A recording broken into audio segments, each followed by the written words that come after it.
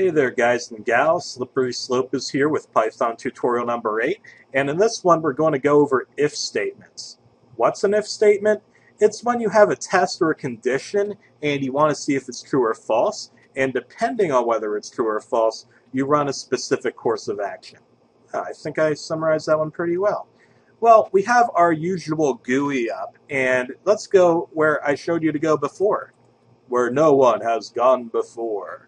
Except we already have before. We go to File, and New Window, and boom, this thing pops up. We're out of our little usual testing thingy, and this is where we can actually write code without getting stuff spit back at us right away.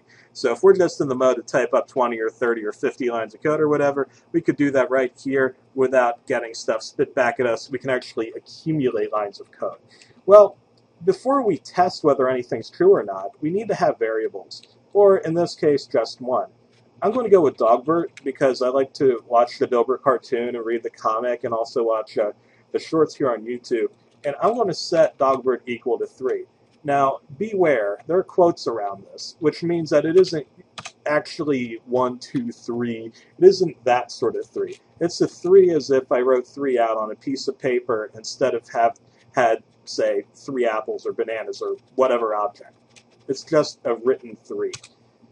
Now we write our if statement. In this case, it's if Dogbert equals 3.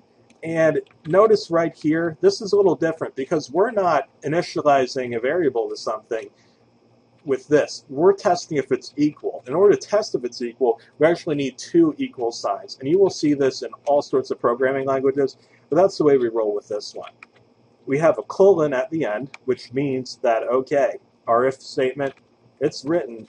Now we're on to the next part. What happens if it's right or wrong? And we're going to print out monkey people from planet Pluto, because even though Pluto is no longer considered a planet, we care enough that we still consider Pluto a planet, even if modern science doesn't. All right. Well, that was really silly of me. You have to save this sucker, so remember how to do that. File, save as, either way. And we'll call this one monkeypeople.py. Remember, it's important to have that py there.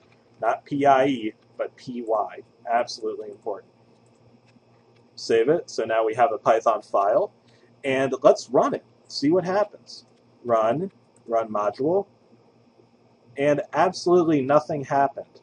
Oh boy, it's time to figure out why. Absolutely nothing happened for the same reason that I just said. It's because we're testing the actual number of objects. If you had 3 pineapples or 3 Miller Lagers or whatever, we want to test the string.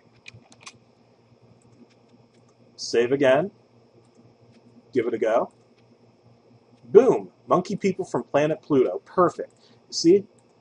Now that we're testing a string and we initialized it to be a string, and it's the right string, it's a 3, we got what we wanted. If this turned out to be false, we get absolutely nothing. Well, I think we learned a lot just here, and yeah, if you have any questions, feel free to leave any comments, or if you just want to say anything or whatever, let me know. And thank you for watching. If you like this, feel free to subscribe. Slippery Slope signing out. Peace.